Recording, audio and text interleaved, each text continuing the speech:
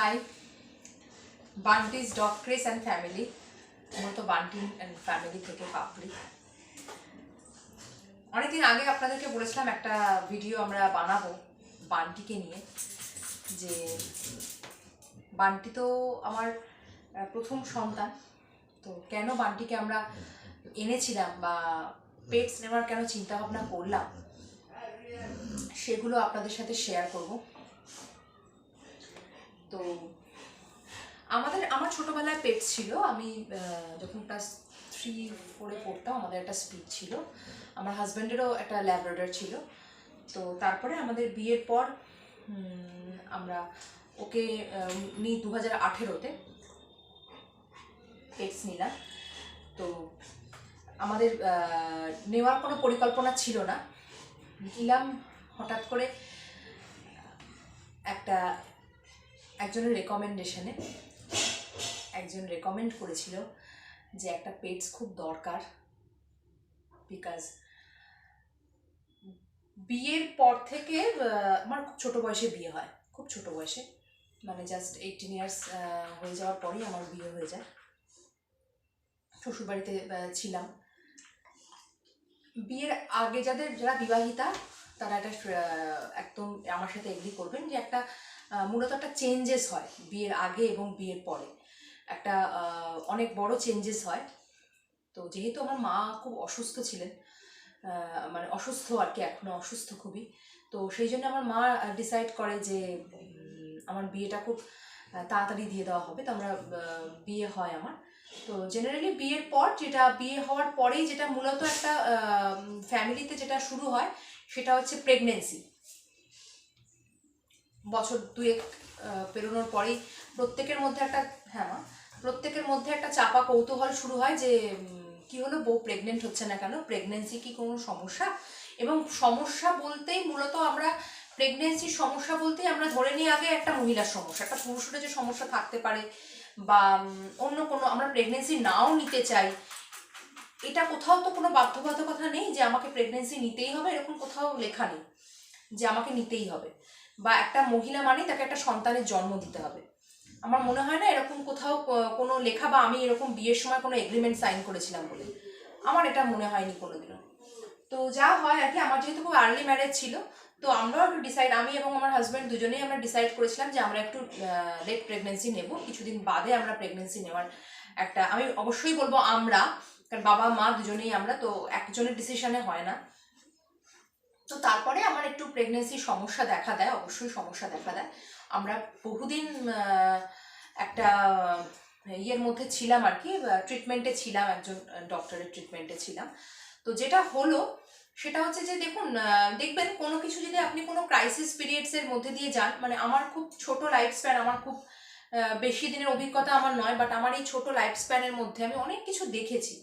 কেননা অনেক কিছু দেখেছি, অনেক মানুষের প্রতি, অনেক মানুষের এই কন্টিনিউ এটা করে যেতে হবে, না হলে কিন্তু কথা বলতে দেবে না, তো হাতটা থামালে হবে না। আচ্ছা, আমি দিচ্ছি।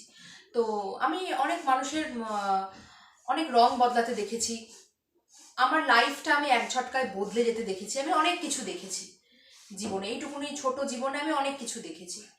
তো এইরকম চলতে চলতে চলতে চলতে তো যা হয়, আপনি যদি কোনো ক্রাইসিস পিরিয়ডের মধ্যে দিয়ে যান, বা আপনার যদি কোনো ক্রাইসিস চলে, বা আপনার যদি কোনো জায়গাটায় খুব দগদগে ঘা থাকে, সেটাতে মলম লাগাবার লোক আপনি খুব বেশি পাবেন না, খুঁচানোর লোকটা আপনি অনেক পেয়ে যাবেন। তো সেই রকমই হয়েছিল কিছু, আমার কিছু ফ্যামিলিগত প্রবলেম হচ্ছিল, আমরা প্রেগনেন্সি নিচ্ছি না, বা আমরা লেট প্রেগনেন্সিতে নেব, বা আমাদের কোনো সমস্যা, সেটা আমাদের থেকেও আমাদের খুব নিকটতম আত্মীয়দের খুব সমস্যা হয়ে যাচ্ছিল। তো যা হয়, বয়সটা তখন অনেকটা কম ছিল, ম্যাচুরিটি লেভেলও অনেক কম ছিল, বড্ড লোকের কথায় আমি একটুখানি পাত্তা দিতাম আর কি। তো এই ব্যাপারগুলো মানে হচ্ছিল আর কি। তো সেই জন্যে একটা টাইম গিয়ে আমি এতটাই লোকের কথায় খুব, মানে কিছু আত্মীয়ার কথায় আমি এতটাই, আত্মীয়ই বলবো, মানে সো কল্ড আত্মীয় আর কি, তো তাদের কথায় আমি এতটাই মানে সিরিয়াসলি নিতে শুরু করেছিলাম যে আমাকে কাউন্সিলিং অবধি করতে হয়েছিল একটা টাইম। তোমার ভিডিওটা চেয়েছিলাম আমরা দুজনে হাজব্যান্ড ওয়াইফ একসাথে বসে করব। তোমার হাজব্যান্ডের সত্যিই সময় নেই, ওর অফিস করে অনেকটা জার্নি করতে হয় ওকে, তারপরে ওর পক্ষে আর সত্যি টাইম বের করা সম্ভব হয় না। তো এই ভিডিওটা আমার মনে হচ্ছিল আপনাদের সাথে শেয়ার করা উচিত। আমার একটা মেসেজও দেওয়ার আছে এটা, এই ভিডিওটা এটা একদমই আমার খুব প্রাইভেট কর্নার একটা, আমি সবার সাথে এই কারণেই শেয়ার করছি, সেটা কেন আমি সেটা পরে বলছি। তো সেটা এমন একটা পর্যায়ে পৌঁছে যায় যে মেন্টাল টর্চারটা, সেটা গিয়ে আমাকে লাস্টে গিয়ে কাউন্সিলিং অবধি করাতে হয়েছিল। তো যার কাছে আমি কাউন্সিলিং করাতাম উনি আমাকে আমার হাজব্যান্ডকে বলেছিল একটা পেটস বাড়িতে আনা খুব দরকার, কেননা ওর টাইমটাকে যে করে হোক, মানে একটা সময় মানুষ যখন মানে প্রচুর সময় যখন মানুষের ফাঁকা থাকে তখনই মানুষ চিন্তা করবার একটা টাইম খুঁজে নেয়, এবং সেই চিন্তাটা সবসময় মানে খুব খারাপ চিন্তা, ভালো চিন্তা হয় না, এটা আমি আমার লাইফ দিয়ে বুঝেছি। তো তখন আমাকে উনি বলেছিলেন যে একটা পেটস নেওয়াটা খুব দরকার। তো সেই সময় আমি বলবো এমন একজনকে আমি লাইফে পেলাম আর কি, কারণ আমি আমার লাইফ থেকে অনেক কিছু মূল্যবান জিনিস আমি হারিয়ে ফেলেছি।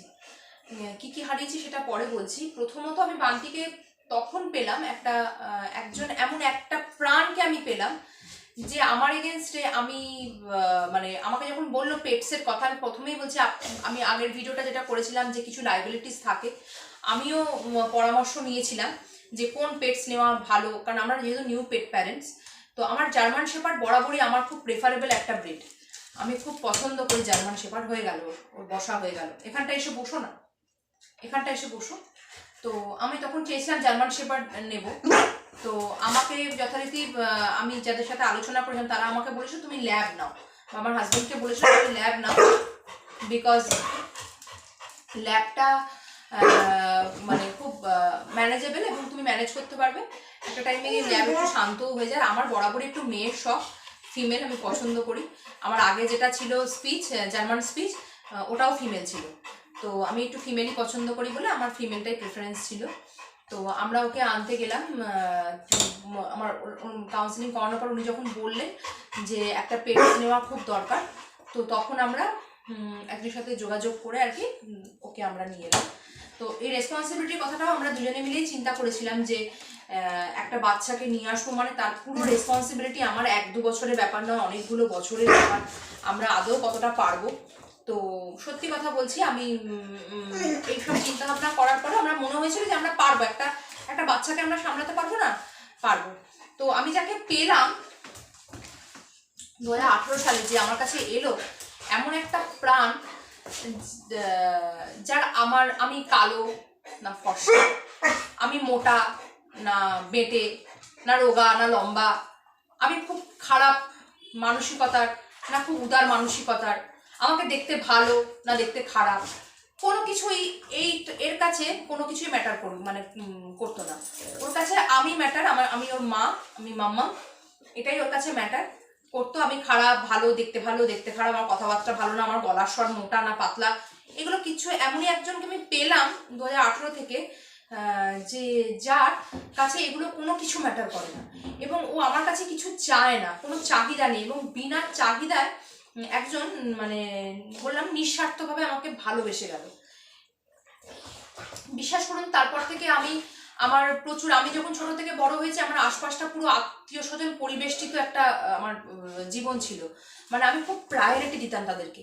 এবং আমি বরাবরই মানে ছোট থেকেই আমি খুব মানে যারা আমাকে পার্সোনালি চেনেন, অনেক দিন ধরে চেনেন, তারা জানেন যে আমি খুব খুব ওবিডিয়েন্ট ছিলাম, মানে বাবা মায়ের খুব বাধ্য একটি মেয়ে ছিলাম, যেটা বলতো আমি সেটাই শুনতাম। কোনোদিনও কারোর মুখে মুখে তর্ক করা বা কারোর সাথে কোনো কিছু করা, হ্যাঁ মা একটু কথা বলতে দাও, তো এইগুলো আমি কোনোদিনই করতাম না।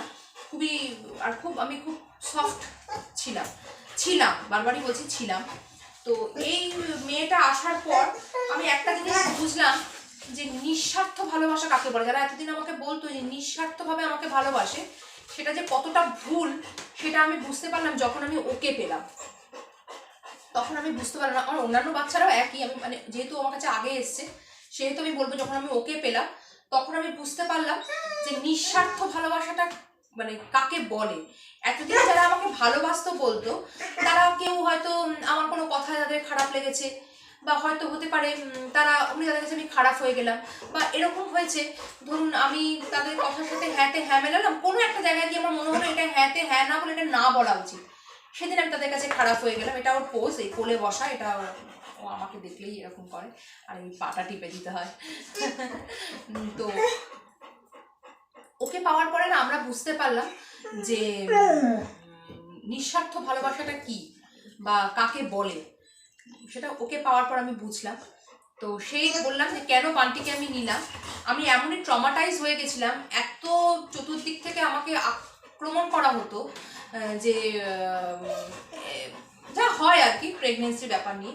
আমি একটা কথাই বলবো, আমার জীবন, আমি আজকের দিনে এই কথাটা খুব জোর গলায় বলতে পারি, আমি যেটা আজ থেকে 5 বছর আগে বা 2 বছর আগেও কি 3 বছর আগেও আমি বলতে পারি না, বলতে পারতাম না।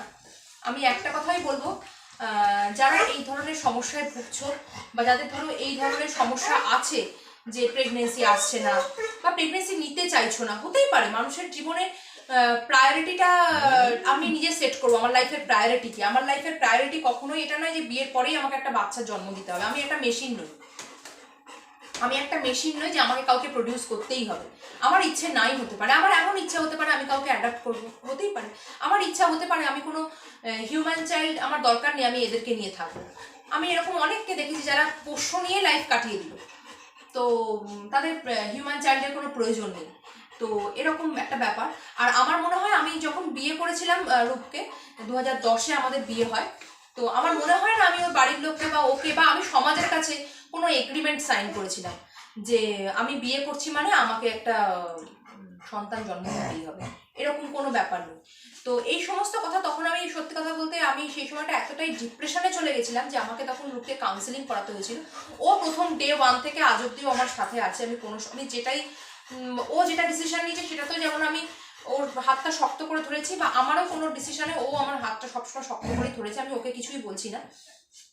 বাস আদার্স পার্সন যারা, তাদের কিছু হয়তো আমার থেকে এক্সপেকটেশন ছিল, সরি আমি এক্সপেকটেশনটা ফুলফিল করতে পারিনি। যখন আমার ফুলফিলেশনের সময় এলো, ডক্টর যখন যখন আমি নিয়ে এলাম, ও আসার পরে যখন আমার কাছে ওরিও এলো, তখন একজন একজন করে বাড়ছে, মানে আমি তখন কি ক্যালকুলেশনে নিতাম আমি বলছি, ওকে যখন আমি পেলাম, বা আমাকে একটা রূপও সবসময় বলতো তুমি সবাইকে মন জুগিয়ে চলতে পারবে না। তো দ্যাট টাইম আমি যখন মনে করলাম যে সত্যি এটা একদম সত্যি কথা, মন জুগিয়ে চলাটা সম্ভব হচ্ছে না, তখন আমি এই ক্যালকুলেশনের পেটস নিতে শুরু করলাম। মানে ধরুন আমার কি বলবো, আমার আত্মীয়, সে সাপোজ টু বি, কি বলবো, একটা XYZ আমার আত্মীয়, তার সাথে আমার ঝামেলা হলো, তার আমাকে ভালো লাগলো না, তার সাথে আমার সম্পর্কটা চলে গেল, আমি একটা পেটস ডগ পুষে নিলাম, আমার এই রেসপেক্টে ডগস বেড়েছে। মানে আমি একদম এই ক্যালকুলেশন করে, ধরুন আমার পিসি, তার সাথে আমার সম্পর্কটা ঠিক টিকলো না, ভালো লাগলো না, আমি ওর এগেনস্টে একটা ল্যাব পুষে নিলাম। এরম একদম এই মানসিকতা নিয়ে আমি পুষেছি। এটা শুনতে হয়তো খুব খারাপ লাগবে সবার, কিন্তু যারা এটার সাথে আছেন তারা জানবেন আজকের দিনে আমার কোনো মানুষের প্রয়োজন নেই। আমার খুব ছোট্ট গন্ডি বাবা মা, আমার হাজব্যান্ড, আর এরা, আমার এর বাইরে আর কেউ নেই, আমার কোনো জগৎ নেই, আমার কিচ্ছু নেই, আমার কিছু প্রয়োজনও নেই। আমার সত্যি আজকের দিনে আমি মানে একটা সময় আমি খুব ভাবতাম যে আমি খুব একা হয়ে যাচ্ছি, আমাকে সবাই একা করে দিচ্ছে বা এরকম কিছু। আজকের দিনে আমি দাঁড়িয়ে এই কথাটা বলতে পারি, আমার কাউকে প্রয়োজন নেই, আমার কাউকে প্রয়োজন নেই। আমার মা আছে, এই আমার মা, আমার ছোট মা, ও আমার সাথে আছে, আমার আরো সন্তানেরা আছে, আমার আজকের দিনে কোনো প্রয়োজন নেই। যখন আমাকে ডক্টর বললেন যে এবার তোমাকে IVF একটা আমরা চিন্তা ভাবনা করছি, কিন্তু IVF করতে গিয়ে যারা IVF করেছেন, দেখুন আমার এই সম্বন্ধে কোনো আইডিয়া নেই, ডক্টরের তরফ থেকে আমাকে যেটা বলা হয়েছিল আমি সেটাই বলছি। হতে পারে সেটা ভুল, হতে পারে সেটা আমার বোঝার ভুল, হতে পারে কোনো ভুল তথ্য বা কিছু, আমি জানি না, আমি এইটা ধরবেন না, আমি আমার তরফ থেকে বলছি। আমাকে যেটা বলা হয়েছিল যে তোমাকে কিন্তু এবারে একটু রেস্টে থাকতে হবে, কারণ আমি যখন প্রেগনেন্সির কথা শুরু করি আমাকে বলেছিল রোগা হতে হবে, ডায়েট করতে হবে, আমাকে যা বলেছে একটা টাইম ডক্টর বা আদার্স লোক, এটা করো ওটা করো সেখানে যাও সেটা খাও, মানে যেটা বলেছে আমি একটা টাইম না পাগলের মতো সেটা পড়ে গেছি, যে একটা সন্তান হবে সে তার আশায় আমি সেটা করে গেছিলাম। আমাকে যে যা বলেছে যা ডক্টর যা ইয়েছে আমি সব করেছিলাম। তো একটা সব কিছুরই সময় থাকে, এটা আমি পরে বুঝেছি। এবং তারপরে যখন ডক্টর আমাকে বললেন আলটিমেট যে এবারে আমরা একটা চিন্তা ভাবনা করছি, একটা IVF করবো, তো সেখানে তোমাকে রেস্টে থাকতে হবে, তখন অলরেডি আমার 4-5টা সন্তান এসে গেছে, এবং আমি এবং আমার হাজব্যান্ড দুজনে মিলে বসে একটা ডিসিশন নিলাম যে যার জন্য এতগুলো বছর, একটা দুটো বছর নয়, প্রথম 3-4টে বছর সত্যি আমি চাইনি, কারণ তখন আমি মনে করি তখন আমি নট কেপেবল। কারণ আমি সবসময় একটা জিনিস মনে করি যে আমি যখন একজন কারোর দায়িত্ব নিচ্ছি, তার দায়িত্বটা নিতে আমার ক্যাপাবিলিটি আছে কিনা। তো আমি যখন বান্টিকে নিয়েছিলাম তখন আমি বুঝেছিলাম বান্টির দায়িত্বটা আমি একা নিতে পারবো। তারপরে আমার কাছে ওরিও এলো, তারপরে একে ব্রাউনি এলো, জুলি এলো, লাকি এসছে, অনেকে এসছে। আমি একজন করে আমি একসাথে চাইলে 10টা পেটস পুষে ফেলতে পারতাম, সেটা আমি করিনি। যখন আমি দেখেছি আমি পারবো তখনই আমি মানে বাচ্চা নেওয়া স্টার্ট করলাম আর কি। তো তারপরে আমার কাছে যখন এলো সবাই, এবং আমাকে যখন ওনারা বললেন যে এরকম করতে হবে, সেটা রেস্টে থাকতে হবে, তখন আমি এবং আমার হাজবেন্ড দুজনে মিলেই বাড়িতেও আমরা আলোচনা করলাম। তো সেটা আমাদের তখন আমাকে ডক্টর বলে, তার মধ্যে একটা ডিজাস্টার হয়ে গেছে। আমার দাদা তখন সদ্য চলে গেছে। দাদা বলতে আমি বলবো আমার লাইফে আমার মেরুদণ্ডটা পুরো ভেঙে গেছিলো। আমার দাদা 2019-এর 11th of June, সেই ঘটনাটা আর একদিন আপনাদের সাথে শেয়ার করবো। আমার দাদা চলে যাওয়াটা 11th of June 2019 আমার দাদা আমাদেরকে ছেড়ে চলে যায়। তো সেই সময় আমি একদম মানে একদম যাকে বলে আমার দেয়ালে পিঠ থেকে যাওয়ার মতো, আমি বুঝতে পারছি না আমি কি করব। তো সেই সময় যখন আমাকে বললো যে এরকম সবাই মিলে, ডক্টরও বললেন আমাকে যে এবার তোমার একটা প্রেগনেন্সি আমরা চিন্তা ভাবনা করছি এবং সেটা IVF, তোমাকে পুরো রেস্টে থাকতে হবে। তখন আমি চিন্তা করলাম, বা আমার হাজবেন্ডকে, যে যার জন্য এতগুলো বছর আমরা ওয়েট করলাম, একটা প্রাণ, একটা সন্তান, এতদিন ওয়েট করলাম, তখন সে এলো না। যখন আমি এদেরকে নিয়ে এলাম, তো তখন আমার পক্ষে, আমি যদি পুরোটা মায়ের ওপর ছেড়ে দিতাম, আমার হাজবেন্ড চাকরি করে, তার পক্ষে সম্ভব না এতগুলো পেটস। আর এদেরকে আমি কমিটমেন্ট, এটা উইলিংলি কেউ আসেনি, এদেরকে প্রত্যেককে আমরা চিন্তা ভাবনা করে ডিসিশন নিয়ে এদের প্রত্যেককে আমি এনেছি। দেন আমরা চিন্তা ভাবনা করলাম যে আমরা IVF-এ যাবো না। সব কিছু আমার রেডি ছিল যে আমরা এবার IVF-এ যাবো। তো আমরা ডক্টরকে জানিয়েও দিলাম যে আমরা IVF করবো না এবং আমার প্রেগনেন্সির দরকার নেই, আমি দরকার পড়লে অ্যাডাপ্ট করে নেবো, অ্যাডাপশানে চলে যাব। বাট আমি এখন যে আছে তার জন্যে, আর যে আসবে তার জন্যে যে আছে তাকে আমি ডিপ্রাইভ করতে পারবো না, সেটা আমার পক্ষে সম্ভব নয়। দ্যাটস ওয়াই আমরা দুজনে মিলে বসে এটাকে ডিসিশন নিলাম যে আমরা প্রেগনেন্সিতে যাবো না, আমাদের দরকার নেই, আমার এতগুলো পেটস আছে, কথাটা বলতে পারে না, বাকি আর কিছু না। আমি এটা খুব জানি না, হয়তো সবার কেউ পার্সোনালি নেবেন না, আমি খুব অবসেসড, আমি বারবারই বলছি আমি খুব অবসেসড, আমি সেই জন্য কথাগুলো বলছি, পার্সোনালি নেবেন না কেউ, বা কাউকে আঘাত করার কোনো ইন্টেনশন আমার নেই। আমি এইটুকুনি গ্যারান্টি দিতে পারি, আমার হিউম্যান চাইল্ড হলে আমার সাথে শেষ দিন অবধি থাকবে কিনা আমি সেটা গ্যারান্টি দিতে পারবো না, কিন্তু বান্টির জীবনের শেষ দিন অবধিও আমার সাথে থাকবে। ও আমাকে অন্তত বিট্রে করবে না, আমাকে ছেড়েও যাবে না, আমি এটুকুনি গ্যারান্টি। আর আমি মানুষকে খুব বিশ্বাস করতাম একটা টাইম, আমি এমনও গেছে আমার খুব কাছের লোক, তাকে বিশ্বাস করে অনেক কথা বলেছি, অনেক কিছু বলেছি, পরে দেখেছি সে বিশ্বাসঘাতকতা করেছে। কিন্তু বিশ্বাস করুন, এখন যখন আমার কষ্ট হয়, আমিও তো একটা মানুষ, আমারও কষ্ট আছে, দুঃখ আছে, রাগ আছে, মন খারাপ আছে, আমি এদের কাছে এসে যখন বলি না, আমি জানি এরা কাউকে বলবেও না, এবং এত অদ্ভুত দেখছেন ওর যে কথাগুলো বলতে শুরু করলাম, ও আমাকে ছেড়ে যাবে না, ও বুঝতে পারছে আমার কষ্ট হচ্ছে, ও ঘুরবে ফিরবেও আমার কাছে আসবে এবং এসে ও আমাকে আদর করে দেবে, ও জানে মাম্মামের কষ্ট হচ্ছে।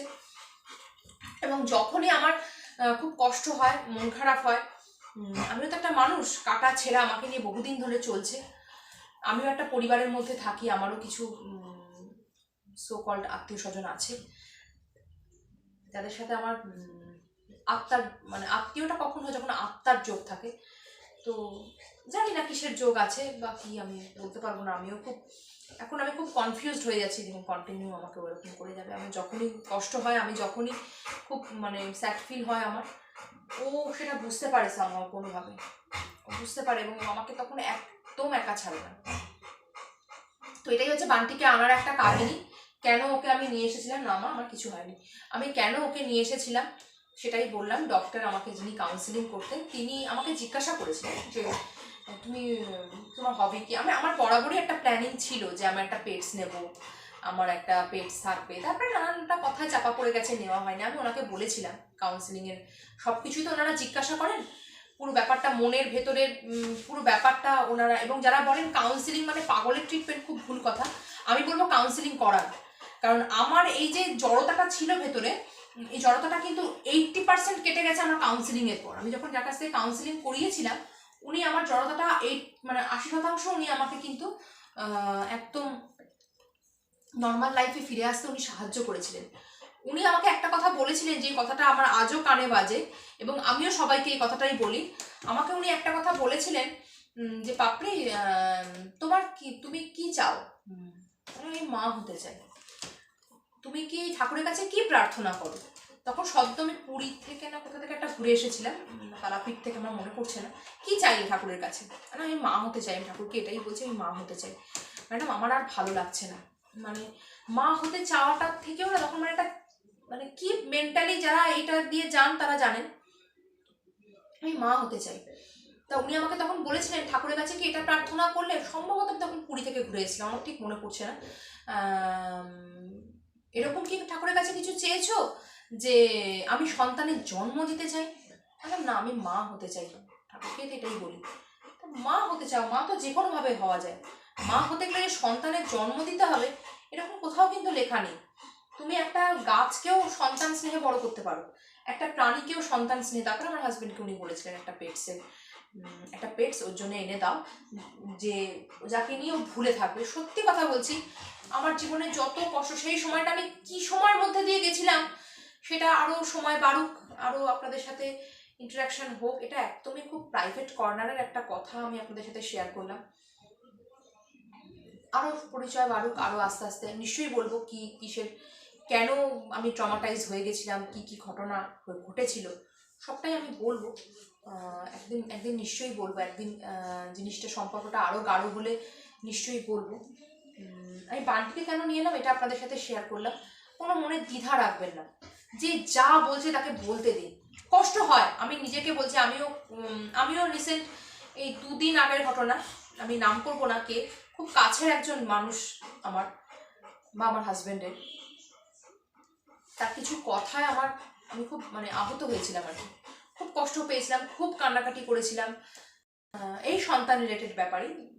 তো মানুষ তো ছাড়ে না, মানুষের এখন একটা নেচারই হয়ে গেছে, আপনি যদি ভালো থাকেন আপনাকে কি করে খারাপ, আপনি খুব সুখে আছেন, খুব ভালো আছেন, আপনি জীবনে দাঁড়াতে চাইছেন, এটা বাঙালিদের ধর্ম, আমি বিশেষ করে বলবো, কি করে আপনাকে টেনে নিচে নামানো যায়, এটা একটা মানুষের মানসিকতা হয়ে গেছে। এবং সেটার জন্য আপনার উইক পয়েন্টটা সে খুঁজবে, কোথায় আপনার উইক পয়েন্ট। তো আমাকে কিছু কথা উনি বলেছিলেন, যদি কোনো দিনও সেই সময়ের সুযোগও হয় নিশ্চয়ই বলবো। তো আমার খুব কষ্ট হয়েছিল, আমি খুব কান্নাকাটি করেছিলাম, খুব কষ্ট। এই এই এই এই চলবে, ও বুঝতে পারছে ওর মায়ের কষ্টটা। ও 2018 থেকে, হ্যাঁ 2018 থেকে আমার সাথে রয়েছে। তো আমার লাইফের প্রত্যেকটা মুহূর্ত ও আমার সাথে থাকে, আমার কষ্ট, আমার দুঃখ, আমার সব কিছুতে ও আমার সাথে থাকে।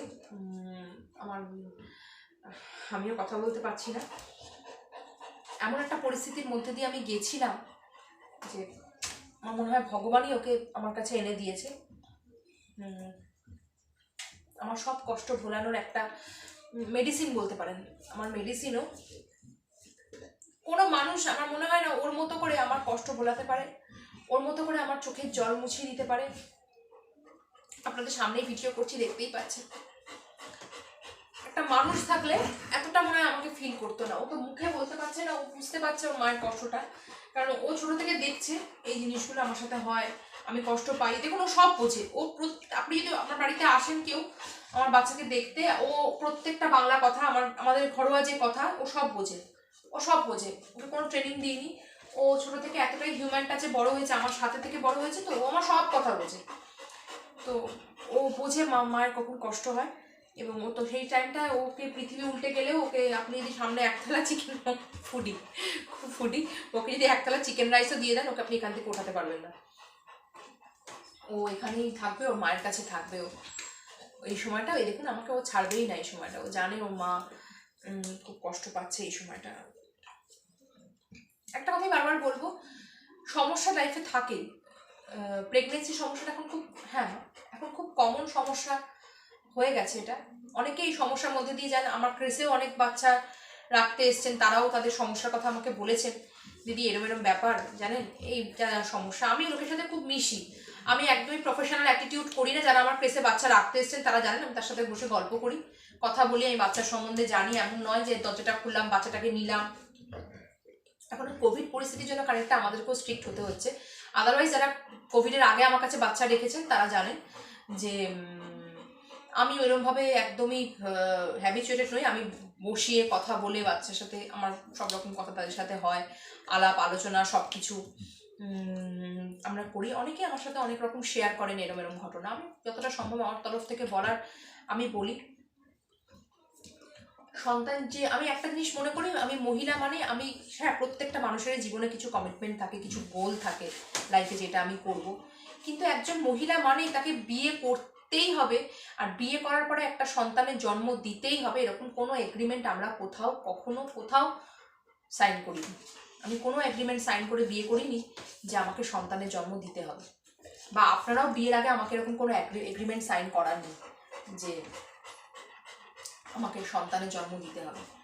তো যাদের এই সমস্যা আছে তারা একদম এই ব্যাপারগুলোকে একদম টলারেট করবেন না, এবং যে সমস্ত আত্মীয় স্বজন খুব কাছের লোকও যদি হয় তার সঙ্গ ইমিডিয়েট বর্জন করুন। তাদের সাথে একদমই কোনো রকম কোনো সম্পর্ক টাচে থাকারই চেষ্টা করবেন না, বরং নিজেকে বিজি করে ফেলুন। আর যদি মনে হয় যে একজন সন্তান আমরা কেন চাই, সন্তান চাই যে তাকে বড় করব ছোট থেকে, সে ভবিষ্যতে গিয়ে আমাদের সাথে থাকবে, আমার আমার আমার কষ্ট সুখ দুঃখ ভাগিদার হবে, ছোট থেকে তাকে বড় করব, সব কিছু এও সেম জিনিস। একে ছোট থেকে বড় করবেন, আপনার সন্তান আপনার সাথে শেষ দিন অবধি থাকবেন কিনা জানি না, নিশ্চয়ই থাকে না, তাই জন্য এত বৃদ্ধাশ্রম হচ্ছে, আশেপাশে বৃদ্ধাশ্রম আছে, বৃদ্ধাশ্রমগুলো ফুল হয়ে যাচ্ছে, ফুললি অকুপায়েড বৃদ্ধাশ্রম, নিশ্চয়ই শেষ দিনও থাকে না বলে এত বৃদ্ধাশ্রম হচ্ছে। কিন্তু এই সন্তান তার জীবনের শেষ দিন অবধি আপনার সাথে থাকবে, কোনোদিনও কোনো পরিস্থিতিতেও আপনাকে ছেড়ে যাবে না, কোনো পরিস্থিতিতে নয়, যতক্ষণ না ভগবানের ডাক আসছে ততদিন অবধিও আপনার সাথে থাকবে। এটুকুই বলার ছিল, এই কারণেই বান্টিকে এনেছিলাম, এগুলোই বলার ছিল। এটাই একদম খুব প্রাইভেট কথা আমার জীবনে শেয়ার করলাম। একটু ভারাক্রান্ত হয়ে যায়, ওই জন্য চেয়েছিলাম ভিডিওটা দুজনে মিলে করি, আমি এবং আমার হাজব্যান্ড। তো সেটা কোনোভাবেই সম্ভব হচ্ছিল না, অনেকদিন ধরেই বলছিলাম যে ভিডিওটা করব, সম্ভব হচ্ছিল না, দুজনের টাইমটা ম্যাচ করবার একটা হচ্ছিল না। তো দ্যাটস ওয়াই আজকে ভিডিওটা করলাম, আপনাদের সাথে শেয়ার করলাম কেন ওকে এনেছিলাম, কেন ও এসেছিল। ফুটফুটে একটা বাচ্চা, যাকে আমি যখন আনতে গেছিলাম, আমি, আমার মা, আমার দাদা, আমার হাজব্যান্ড সবাই মিলে ওকে নিয়ে এসেছিলাম, খুব যত্ন করে, খুব শখ করে। এখনো কিছু মেডিকেল ইস্যু আছে, সেগুলো নিয়ে আরেকদিন আমি নিশ্চয়ই বলবো যে ওর কি সমস্যা, কেন ও হাঁটতে পারে না, কেন ওকে আমি আমার সাথে সাথে আমার কাছে রাখি, ওকে আমি ছাড়তে চাই না, আমার কাজ ছাড়া করতে চাই না কেন, সেটা নিশ্চয়ই শেয়ার করবো, একদিন বলবো। এই পা টিপে দিতে হবে এখন, পদসেবা আমাকে যখনই আমি বসবো ওর পদসেবা আমার করে দিতে হবে, কারণ ওর পায়ের সমস্যা আছে। কি সমস্যা, কি বা তার ট্রিটমেন্ট, আমি সবটাই একদিন অন্য একটা ভিডিওতে শেয়ার করবো। চেষ্টা করবো যে ভেট আমার সাথে থাকেন, মানে ওকে দেখেন আর কি, তাকে যদি নিয়ে ভিডিওটা করতে পারি আমি চেষ্টা করবো। সেও খুব ব্যস্ত সবসময়, তাহলে সম্ভব হয় না, চেষ্টা করব তার থেকে, মানে ও কি সমস্যাটা আমার থেকেও উনি বেটার বলতে পারবেন, কারণ আমি, আমার ভেট যিনি দেখেন, আমি এই ব্যাপারটা তার সাথে ঢুকি না, উনি ওনার মতো করে ট্রিটমেন্ট করেন। আমার এন্ড অফ দ্য ডে হচ্ছে আমার বাচ্চা যেন সুস্থ থাকে, ভালো থাকে, তা সেটা আমার বাচ্চা হেঁটে চলে বেড়াচ্ছে, এটুকুই আমার কাছে এনাফ। কি ট্রিটমেন্ট কি চলে সেটা আমি সত্যি আমি সঠিকটা বলতে পারবো না, আমার ভেটকে নিয়ে যদি পারি একদিন ভিডিওটা করবো, উনি বেটার বলতে পারবেন কি ওর কি ট্রিটমেন্ট হয়, সেগুলো আপনাদের সাথে নিশ্চয়ই শেয়ার করব। ওকে, ভিডিওটা তো একটু বড় হয়ে গেল আজকে, এই সমানে আমাকে পদসেবা করতে হচ্ছে। যাই হোক, আমি ন্যাচারালি ভিডিওতে খুব একটা আসি না, আমি ওই পেছনে থেকে কথা বলতেই বেশি কমফোর্টেবল, বাট এই ভিডিওটাতে মনে হলো যেন ওকে নিয়ে আমাদের মা মেয়ে দুজনে মিলে এসে ভিডিওটা করাই ভালো, তাই এলাম। ওকে, টাটা বাই। আর যারা মনে করছেন পেটস নেবেন, আগের ভিডিওটা একটু দেখবেন, দেখে নিয়ে যদি মনে হয় যে হ্যাঁ একদম ঠিকঠাক, নিয়ে ফেলবেন, ভাবনা চিন্তা করবেন না অত যে কি হবে, কে কি বলবে, কি হবে, আর কে কি বললো এই কথাটা জানি, এটা চট করে বর্জন করাটা সম্ভব হয় না, এটা সবসময় যে পসিবল হয় একদমই নয়, হয় না। আমি এরকম মানুষও দেখেছি জানেন আমার লাইফে, যারা আমার মতো সমস্যা দিয়েই গেছে, সেম সমস্যায় তারা মানে জর্জরিত ছিল, সেই সমস্যাটা তারা কাটিয়ে উঠেছে, তারা অবধি আমাকে এই একই ব্যাপারে আমাকে ক্ষতবিক্ষত করেছে। আমি এরকম মানুষও দেখেছি, একজন মহিলা হয়ে একজন মহিলাকে এইভাবে ক্ষতবিক্ষত আমাকে করেছে, আমি এরকম মানুষও দেখেছি। দিন আসুক, যদি কোনো পসিবল হয় বলবো। আমি খুব এই ব্যাপারটাতে আমি খুব খোলামেলা। আমার জীবন অত আমি মানে আমার মানে লাইফের জীবনের বইটা না সবসময় পাতাগুলো সব খোলা। আমি অত হাইড অ্যান্ড সিক নিজে করিও না, আমি অত পছন্দও করি না। আমি সবাই ওপেন, আমি ভীষণ ওপেন। আমার about my life, about my everything আমি খুব ওপেন। আমি বলে দিই কি ব্যাপার না ব্যাপার। তো ঠিক আছে, এগুলো নিয়ে চলতে হবে, সবাইকে তো বাদ দেওয়া যায় না, কিছু জিনিস নিয়ে আপনাকে চলতেই হবে। চলছি, দেখা যাক। ওকে, টাটা, বাই।